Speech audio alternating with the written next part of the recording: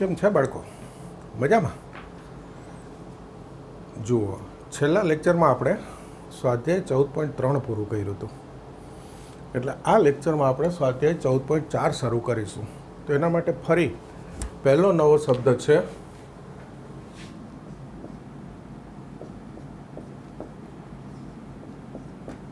પ્રેરણ. પ્રેરણ એટલે જો પી તો ક્યુ. જો પી તો ક્યુ. જો પી એટલે વિધાન, તો પછી ક્યુ એટલે વિધાન, બીજું વિધાન આગળ બની ગયા આપણે. તો આ જો પી તો ક્યુ સ્વરૂપના જે વિધાન હોય એને પ્રેરણ કહેવાય છે. તો એનો અર્થ એવો કે આ જો તો મૂકીએ એટલે આપણે ગુજરાતીમાં શું કહીએ ભાઈ? શરત મૂકી. એનો અર્થ પ્રેરણ છે એ શરતી વિધાન છે. જો વરસાદ પડે તો રસ્તા ભીના થાય તો શરત થઈ ગઈ, પ્રેરણ થઈ ગયું. જો તમે સારી મહેનત કરો તો તમને સારા ગુણ મળે તો પ્રેરણ થઈ ગયું, શરતી વિધાન. બરાબર છે. હવે આનો સંકેત છે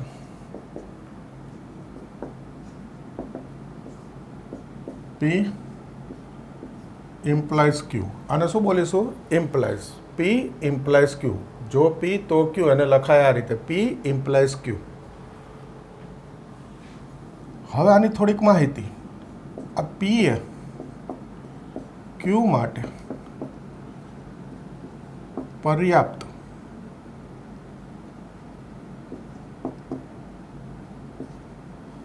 શરત છે. ક્યુ એ પી માટે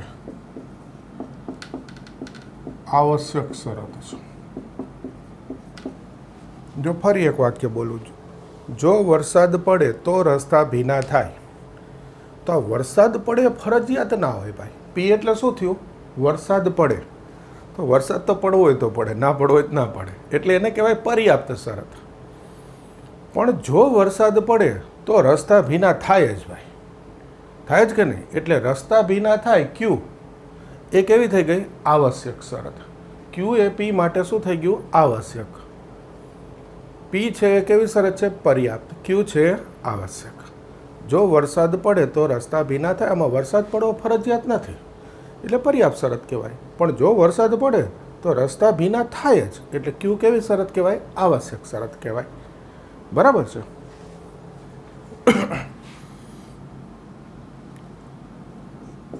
પી ને સિદ્ધાંત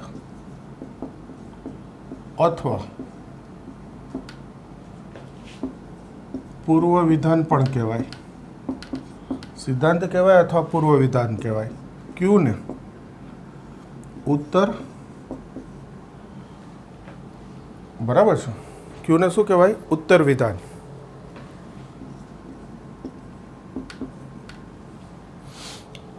તો આટલી આ પી અને ક્યુની માહિતી હતી.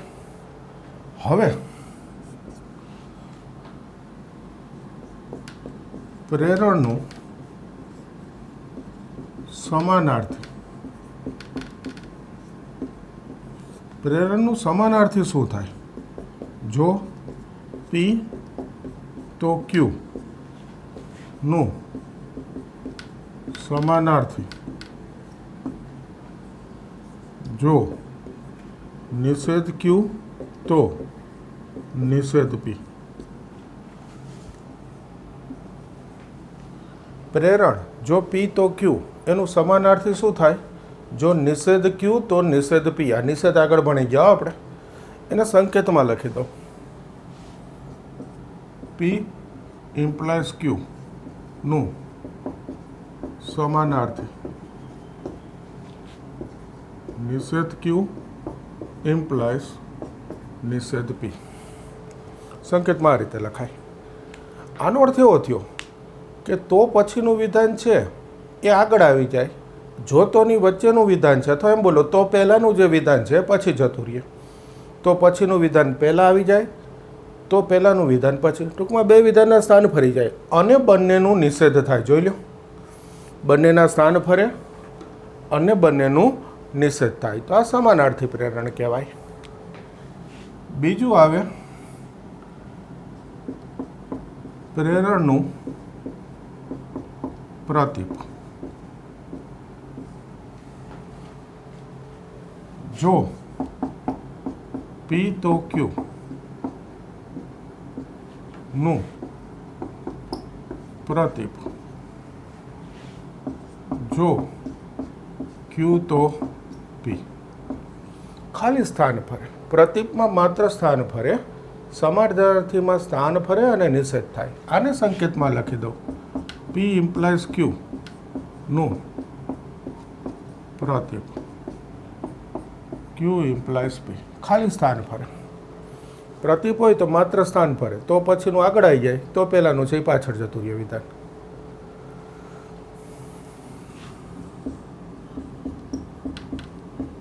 પ્રેરણનું નિષેધ. આ ખાસ યાદ રાખજો, બુકમાં નથી. એક બી ઉદાહરણ નથી આનું. જો P તો Q નું નિષેધ P અને નિષેધ Q. શું થઈ જાય? P અને નિષેધ Q. સંકેતમાં લખી દઉં. નિષેધ P ઇમ્પ્લાઇઝ Q, P સંયોજન નિષેધ Q. આનો અર્થ જો તો નીકળી જાય. જોઈ લ્યો, જો તો નીકળી ગયું. પહેલું તો પહેલાંનું વિધાન P છે એમ નંબરીએ. જો તો નીકળી જાય, એની બદલે કયો શબ્દ આવી જાય? અને તો પછીનું વિધાન જે હોય, સોરી આ Q છે, તો પછીનું જે વિધાન હોય એનું નિષેધ થઈ જાય. આ બુકમાં ઉદાહરણ નથી એટલે હું બતાવી દઈશ, હમણાં જ બતાવી દઈશ, એટલે પછી ચિંતા નહીં. ઓકે, ખાસ ધ્યાન રાખજો. જુઓ, તો પહેલાંનું વિધાન એમને જો તો નીકળી જાય, એને સામે કયો શબ્દ આવી જાય? અને. જુઓ, આ સંયોજનની નિશાની એટલે અને તો પછીનું વિધાન હોય એનું નિષેધ થઈ જાય. બરાબર છે? આ જોઈ લો. હજુ લખવાનું છે પ્રેરણમાં એક વસ્તુ.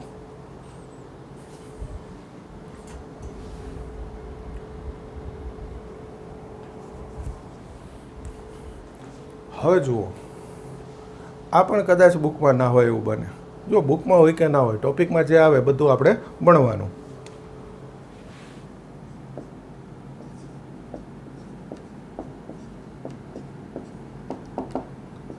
પ્રેરણની સત્યાર્થતા.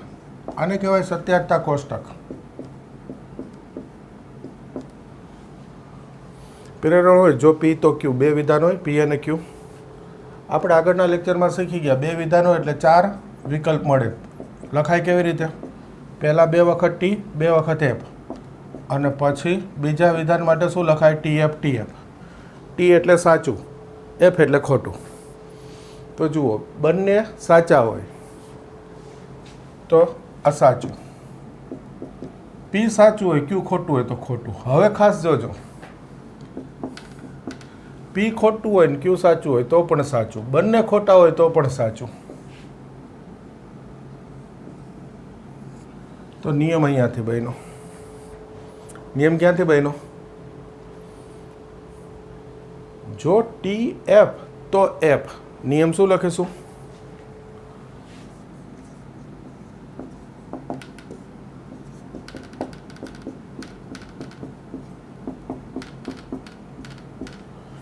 એનો અર્થ પહેલું P સાચું હોય, બીજું Q ખોટું હોય તો જ પ્રેરણ ખોટું કહેવાય. બંને ખોટા હોય તો બી પ્રેરણ સાચું કહેવાય. P ખોટું હોય અને Q સાચું હોય તો બી પ્રેરણ સાચું. એક જ પરિસ્થિતિમાં પ્રેરણ છે એ ખોટું છે એમ કહેવાય. કઈ પરિસ્થિતિ? જો TF એટલે કે P સાચું, Q ખોટું, તો જ પ્રેરણ ખોટું થાય. આ યાદ રાખજો. ઓકે, હવે જુઓ, એક ઉદાહરણ લો. જો વરસાદ પડે તો રસ્તા ભીના થાય. આ જો તો એટલે પ્રેરણ થઈ ગયું પહેલું. આનું સમાનાર્થી લખું છું, જોજો. જો સમાનાર્થીનો નિયમ યાદ કરો. સમાનાર્થીનો નિયમ યાદ કરો, સ્થાન ફરે અને નિષેધ થાય તો પછીનું વિધાન શું છે? રસ્તા ભીના થાય એનું નિષેધ, રસ્તા ભીના ન થાય. આ રસ્તા ભીના થાય એનું નિષેધ, રસ્તા ભીના ન થાય. તો આ તો પહેલાંનું વિધાન પાછળ કયું છે? વરસાદ પડે અને એનું નિષેધ, વરસાદ ન પડે. વરસાદ પડે એનું નિષેધ એટલે વરસાદ ના પડે. તો આ સમાનાર્થી પ્રેરણ. બીજું પ્રતીપ. પ્રતીપમાં ખાલી સ્થાન ફરે તો આગળ આવી જાય. જો રસ્તા ભીના થાય તો વરસાદ પડે. થઈ ગયું? ખાલી સ્થાન ફરે. આ પહેલાં આવી જાય, આ પછી જતું રહ્યું. ત્રીજું, અને આ ખાસ જોજો ભાઈ, નિષેધ.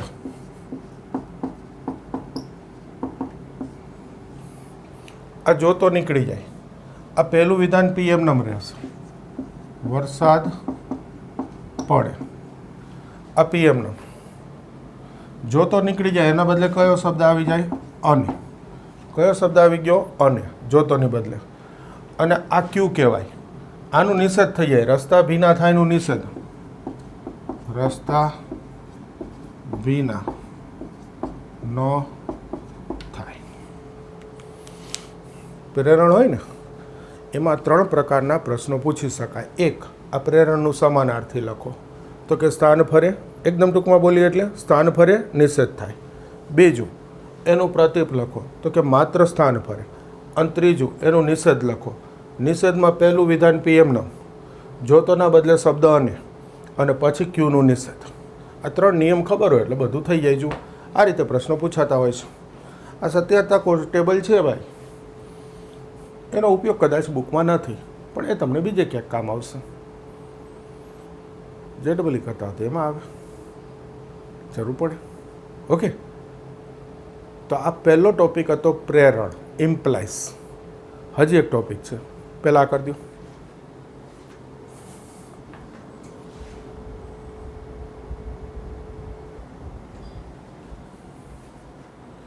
હવે જુઓ, બીજો શબ્દ છે દ્વિપ્રેરણ. કયો શબ્દ છે? દ્વિપ્રેરણ.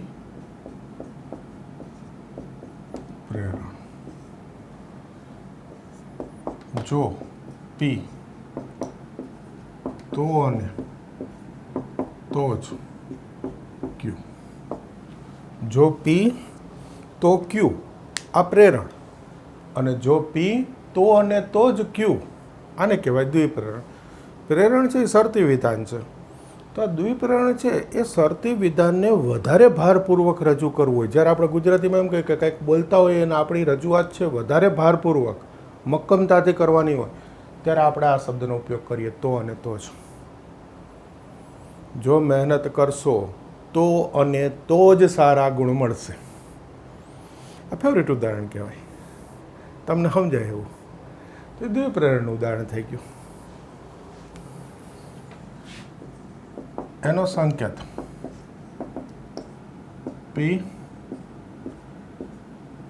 ડબલ ઇમ્પ્લાઇઝ ક્યુ. આને શું બોલાય? Double implies. આ પી ડબલ ઇમ્પ્લાઇઝ ક્યુ એ ખરેખર શું છે? તો કે પી ઇમ્પ્લાઇઝ ક્યુ અને ક્યુ ઇમ્પ્લાઇઝ પી એનું સંયોજન છે. બે પ્રેરણનું સંયોજન છે. પી ઇમ્પ્લાઇઝ ક્યુ અને ક્યુ ઇમ્પ્લાઇઝ પી. જો પી તો ક્યુ અને જો ક્યુ તો પી. અને ગુજરાતીમાં લખી દો વાક્ય સ્વરૂપમાં.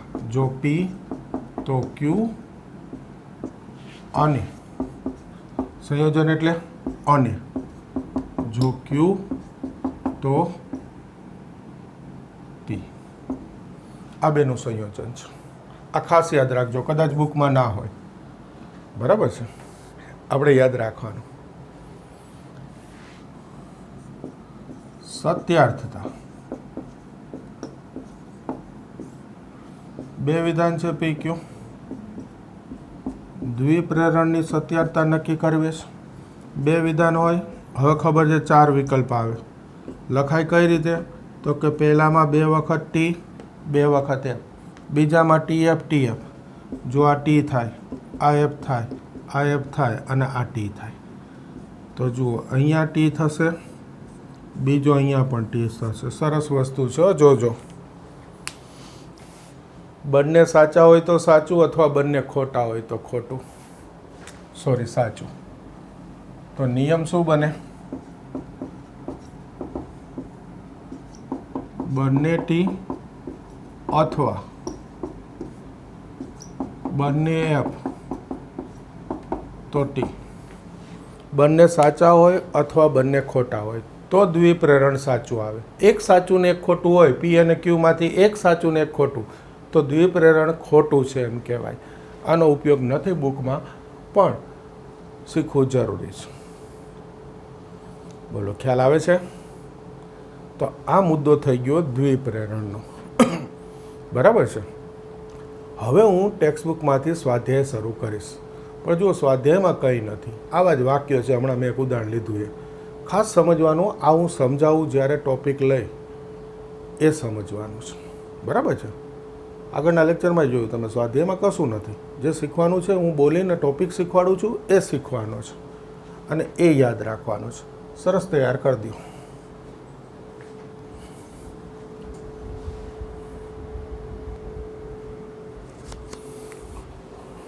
હવે જોજો, સ્વાધ્યાય 14.4 એનો બીજો દાખલો. એમાં પ્રેરણ આપેલું હોય, સમાનાર્થી અને પ્રતીપ લખવાનું. જે વિધાન આપ્યા હોય એનું આપણે સમાનાર્થી અને પ્રતીપ લખવું છે. ચોપડી લેવાની, એમાંથી વાંચવાનું, અને પછી હું બોલું એ સાંભળવાનું, અને હું લખું છું એ તૈયાર કરવાનું. ચોપડી ખાસ જોશે. જોજો, પહેલું વિધાન હું બોલું છું. જો એક્સ અવિભાજ્ય સંખ્યા હોય તો એક્સ અયુગ્મ હોય. એક્સ અવિભાજ્ય સંખ્યા હોય તો એક્સ અયુગ્મ હોય. તો પહેલું સમાનાર્થી.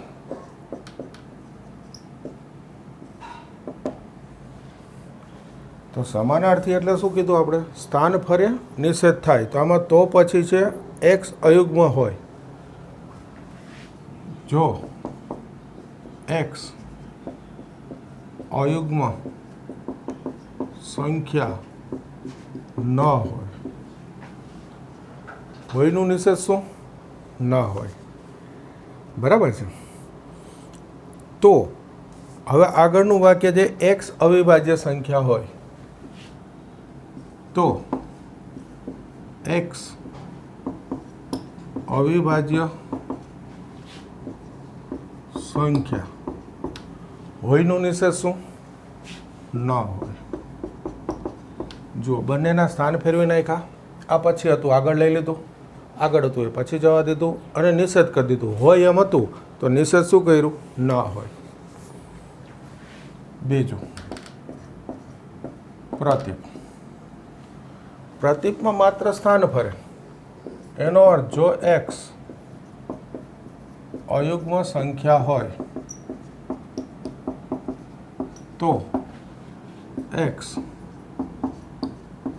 અવિભાજ્ય સંખ્યા હોય. માત્ર સ્થાન ફેરવવાના, નિષેધ નહીં કરવાનું. સાવ સહેલું છે ભાઈ. બીજું, જો બે રેખાઓ સમાંતર હોય તો તે સમતલમાં છેદશે નહીં. એટલે તો પછીનું વિધાન છે સમતલમાં છેદશે નહીં, અને પહેલાંનું વિધાન છે બે રેખાઓ સમાંતર હોય. વાંચી લ્યો ટેક્સ્ટબુકમાંથી. પહેલાં હું લખીશ સમાનાર્થી. બરાબર છે. પહેલાં શું લખીશું? સમાનાર્થી. જો હવે જરા ગુજરાતી ગોઠવવાનું આપણે. તો તે સમતલમાં છેદશે નહીં. તે એટલે કોણ? બે રેખાઓ. જો એક જ સમતલની બે રેખાઓ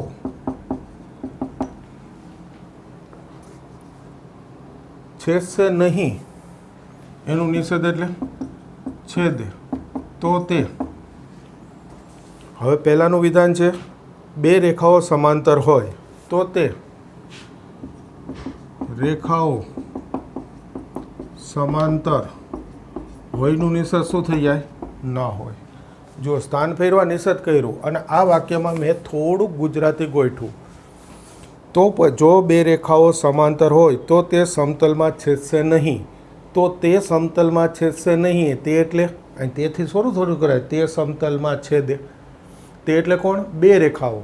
એટલે વ્યવસ્થિત લખ્યું. જો એક જ સમતલની બે રેખાઓ છેદશે નહીં નું નિષેધ એટલે છેદે.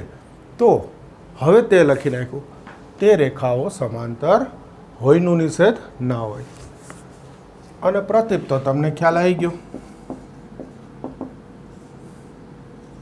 જો એક જ સમતલની બે રેખાઓ છેદશે નહીં તો તે રેખાઓ સમાંતર હોય. ખાલી સ્થાન ફેરવવાનું, નિષેધ નહીં કરવાનું. નિષેધ કર્યું તો એ નીકાળી દીધું એટલે પ્રતીપ થઈ ગયું. ત્રીજું, કંઈક ઠંડુ છે તે સૂચવે છે કે તેનું તાપમાન નીચું છે. સમાનાર્થી. કંઈક ઠંડુ છે તે સૂચવે છે કે તેનું તાપમાન નીચું છે. ટૂંકમાં જો કંઈક ઠંડુ હોય તો તેનું તાપમાન નીચું હોય.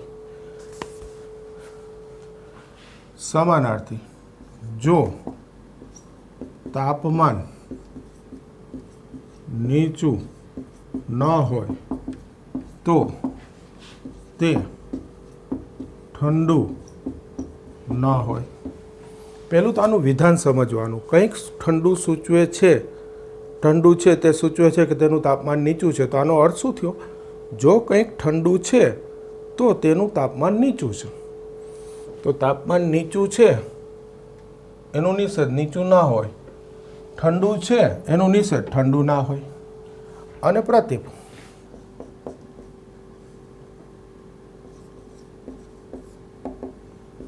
જો તાપમાન નીચું હોય તો તે ઠંડુ હોય. નિષેધ નહીં કરવાનું, ખાલી સ્થાન ફેરવવાના. 3 વિધાન થયા, 5 છે, હજુ બીજા 2 બાકી છે. આ જોઈ લો પછી એ જોઈએ.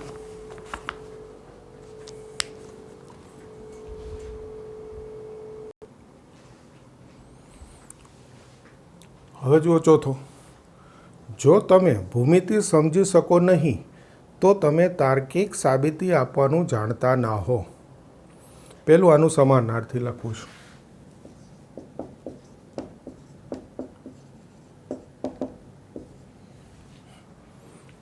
જો તમે ભૂમિતિ સમજી શકો નહીં તો પછીનું વિધાન છે તમે તાર્કિક સાબિતી આપવાનું જાણતા ના હો. તો એ આગળ લઈ લો. જો તમે તાર્કિક સાબિતી આપવાનું જાણતા ન હો એનું નિષેધ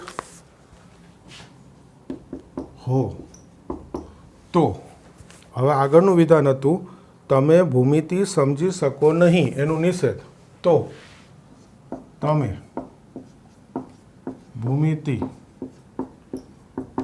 સમજી શકો. ભૂમિતિ સમજી શકો નહીં એનું નિષેધ. તો ભૂમિતિ સમજી શકો. હવે પ્રતીપ. ખાલી સ્થાન.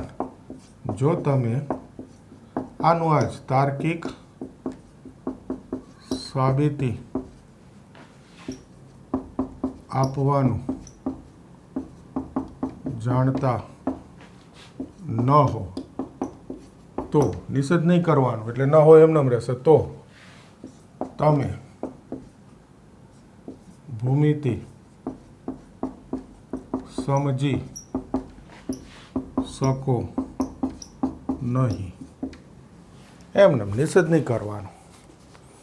5મું, એ યુગ્મ સંખ્યા છે તે સૂચવે છે કે x એ 4થી વિભાજ્ય છે. તો એ સૂચવે છે કાઢીને જો તો સમજવાનું.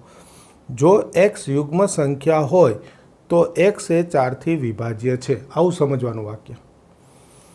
x એ યુગ્મ સંખ્યા હોય તો x એ 4થી વિભાજ્ય છે. પહેલો આવશે સમાનાર્થી.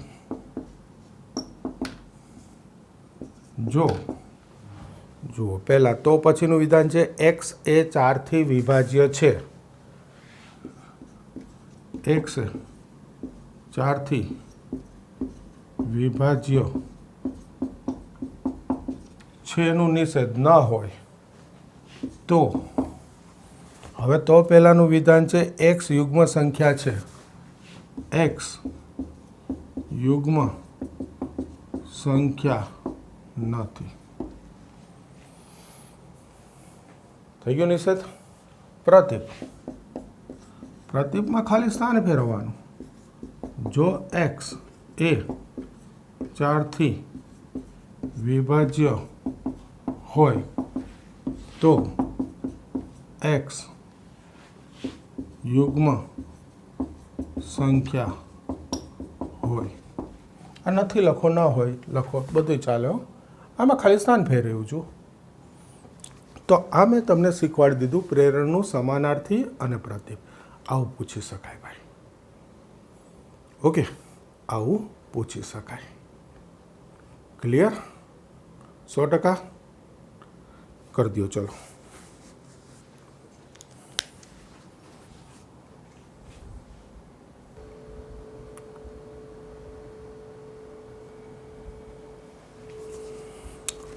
હવે જુઓ ત્રીજો દાખલો. એમાં જોતો સ્વરૂપ પ્રેરણ સ્વરૂપમાં આપણે વિધાન લખવાના છે. જો પહેલું, તમને નોકરી મળી એ સૂચવે છે કે તમારા પ્રમાણપત્રો સારા છે. ચોપડીમાંથી વાંચજો. પહેલાં, તમને નોકરી મળી એ સૂચવે છે કે તમારા પ્રમાણપત્રો સારા છે. જો તમને નોકરી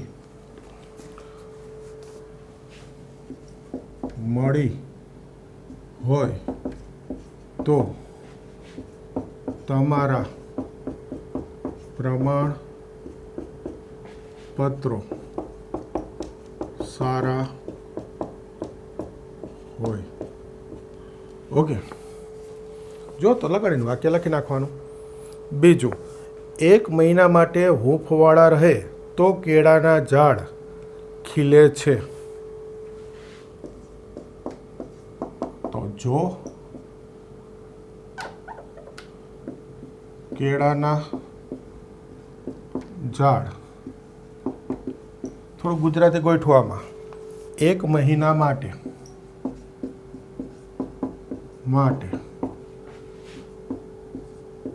હૂંફવાળા રહે તો, હવે તે લખી નાખવું ચાલે. તે ખીલે છે. આ 1 મહિના માટે હૂંફવાળા રહે પણ કોણ? કેળાના ઝાડ. એટલે પહેલાં સ્પષ્ટતા કરી દીધી. જો કેળાના ઝાડ 1 મહિના માટે હૂંફવાળા રહે તો તે ખીલે છે. ત્રીજું તો સાવ સહેલું છે. જો ચતુષ્કોણના વિકર્ણો પરસ્પર દુભાગે તો તે સમાંતર બાજુ ચતુષ્કોણ છે. એનું એ જ સ્વરૂપ આપ્યું જ છે. કાંઈ આપણે ફેરફાર કરવા નથી. આગળ ખાલી જો નથી લખ્યો લખી નાખજો. અને હા, આ ત્રીજા વિધાનમાં એ કહી દઉં, જો ન લખું તો ચાલે હો ભાઈ. આ જો ન લખું ને તો ચાલે. અહીંયા વચ્ચે તો આવે ને એટલે પ્રેરણ જ કહેવાય. આ જો લખવું ફરજિયાત નથી. તો ત્રીજામાં એ જ છે, ખાલી જો નથી લખ્યો તમે લખી નાખજો. ચોથું, વર્ગમાં A+ મેળવવા માટે તમારે પુસ્તકના બધા જ સ્વાધ્યાય કરવા જરૂરી છે. આનું પ્રેરણ બનાવું છું. જો તમને વર્ગમાં A+ મળે તો,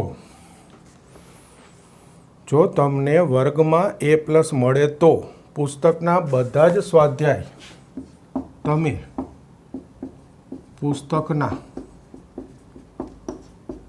બધા જ સ્વાધ્યાય કરેલા હોય. વાક્ય હતું વર્ગમાં A+ મેળવવા માટે તમારે પુસ્તકના બધા જ સ્વાધ્યાય કરવા જરૂરી છે. એનો અર્થ જો તમને A+ મળે છે તો તમે પુસ્તકના બધા જ સ્વાધ્યાય કરેલા હોય. બાજુવાળામાં લખેલું એવું ગણિતમાં નહીં કહેવાનું, બરાબર છે. આ જે છે એ જ વિધાનનું જોતો સ્વરૂપ લખવાનું. હવે આના ચોથા પહેલા દાખલામાં કંઈ નથી 14.4માં, તો એ તમે જરાક જોઈ લેજો એટલે આ સ્વાધ્યાય પૂરું થઈ જાય. હવે જુઓ, એક વસ્તુ હું કહું સાંભળજો જરા ધ્યાનથી.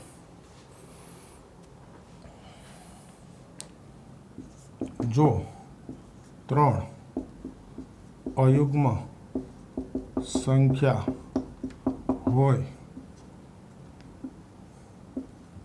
તો તેનો વર્ગ અયુગ્મ સંખ્યા છે. આ પ્રેરણ થઈ ગયું. હવે એમાં જુઓ, આ જો શબ્દ કાઢી નાખો. મેં હમણાં કીધું ને, જો શબ્દ લખવો ફરજિયાત નથી. 3 અયુગ્મ સંખ્યા હોય તો તેનો વર્ગ અયુગ્મ સંખ્યા છે. આ પ્રેરણ છે. હું કહું ના સમાનાર્થી નું પ્રતીપ લખો. સમજો બરાબર રકમ. ના સમાનાર્થીનું પ્રતીપ લખો. તો પહેલાં તમારે શું કરવાનું? સમાનાર્થી લખવાનું. સમાનાર્થી એટલે સ્થાન ફરે નિષેધ થાય. 3 હવે હું જો નથી લખતો, તેનો એટલે કોનો ભાઈ? 3નો. એટલે આને આગળ લઉં, તેનો વર્ગ અયુગ્મ સંખ્યા છે એનું નિષેધ કરીને આગળ લઉં, તેનો વર્ગ અયુગ્મ સંખ્યા નથી. તો તેનો એટલે કોનો? 3નો. 3નો વર્ગ અયુગ્મ સંખ્યા ન હોય, જો તો છે જ એમ માની લેવાનું. તો 3 અયુગ્મ સંખ્યા હોય એનું નિષેધ, તો તે અયુગ્મ સંખ્યા તે લખો અથવા 3 લખો. 3 અયુગ્મ સંખ્યા ન હોય. થઈ ગયો સમાનાર્થી. સ્થાન ફેરા નિષેધ કર્યું ને અહીંયા જરાક ગોઠવું કે ભાઈ તેનો એમ ના લખાય, 3નો એમ લખાય. ઓકે. હવે એનું પ્રતીપ લખવાનું. સમાનાર્થીનું પ્રતીપ એટલે પ્રતીપ આનું લખવાનું છે. જો 3 અયુગ્મ સંખ્યા ન હોય, ખાલી સ્થાન જ ફરે ને, તો હવે તેનો લખી નાખું ચાલે. તેનો વર્ગ અયુગ્મ સંખ્યા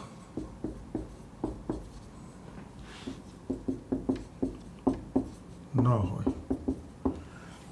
તો આન્સર આ કહેવાય. ટૂંકમાં 2 સ્ટેપમાં થાય. સમાનાર્થીનું પ્રતીપ, તો પહેલાં સમાનાર્થી અને જે સમાનાર્થી આવે એનું પ્રતીપ લખવાનું. અને ડાયરેક્ટ જુઓ ને તો ખાલી નિષેધ થઈ ગયું. એ સમાનાર્થીનું પ્રતીપ કહું એટલે ખાલી નિષેધ થઈ ગયું. થઈ ગયું. પણ તમારે 2 સ્ટેપમાં જોવાનું. આ જ રીતે આ જ રકમમાં અહીંયા હું એમ લખી શકું કે ના પ્રતીપનું સમાનાર્થી, તો પહેલાં તમારે પ્રતીપ લખવાનું એટલે સ્થાન ફરી જાય, અને પછી એનું નિષેધ સમાનાર્થી, સોરી, પ્રતીપ પહેલાં અને પછી એનું સમાનાર્થી, એટલે ફરી સ્થાન ફરે અને નિષેધ થાય. તો દરેક વખતે આવશે શું? જો સમાનાર્થીનું પ્રતીપ કહું કે પ્રતીપનું સમાનાર્થી કહું, બરાબર ધ્યાન રાખજો. આ જે હોય ને એ 2 એમનામાં આવે. જોઈ લો, ખાલી નિષેધ થઈ જાય. જોઈ લો, નિષેધ થઈ ગયો. સમજાય શું કહેવા માગું છું? અહીંયા મેં કીધું છે સમાનાર્થીનું પ્રતીપ. મેં 2 સ્ટેપમાં બતાવ્યું. પહેલાં સમાનાર્થી ને પછી એનું પ્રતીપ લખ્યું. આ કોનું છે પ્રતીપ? સમાનાર્થીનું. ખાસ ધ્યાનમાં રાખજો, રકમનું પ્રતીપ નથી, સમાનાર્થીનું પ્રતીપ. તો જુઓ, એમનેમ સ્થાન રહ્યા, ખાલી નિષેધ થઈ ગયું. એ જ રીતે હું એવું કહું છું કે અહીંયા હું લખું કે પ્રતીપનું સમાનાર્થી, તો પહેલાં તમારે પ્રતીપ લખવું પડે, પછી એનું સમાનાર્થી. પેપરમાં તો ડાયરેક્ટ આ જવાબ લખવાનો હોય. તો એનો અર્થ એવો થઈ ગયો કે તમે બંનેનું નિષેધ કરી નાખો. એટલે થઈ ગયો છે. સ્થાન એમને રાખીને નિષેધ કરી દેવાનું એટલે સમાનાર્થીનું પ્રતીપ અથવા પ્રતીપનું સમાનાર્થી જે જવાબ કીધો એ આવી જાય. સ્થાન એમને રાખવાના, ખાલી બંનેનું શું કરી દેવાનું? નિષેધ. સ્થાન એમને રાખીને નિષેધ કરી દો એટલે સમાનાર્થીનું પ્રતીપ અથવા પ્રતીપનું સમાનાર્થી આવી જાય. આવું બી પૂછી શકાય, ખાસ ધ્યાનમાં રાખજો. બુકમાં એકે ઉદાહરણ આવું નથી, બે ભેગું કરવાનું. તો એનો અર્થ સીધું બંને નિષેધ થઈ જાય, સ્થાન ના ફરે. ક્લિયર? તો આજના લેક્ચરમાં હું આટલું રાખું છું. આ સ્વાધ્યાય 14.4 પૂરું. નવું આગળ નવા લેક્ચરમાં કરીશું. આજે આટલું સરસ તૈયાર કરી દો.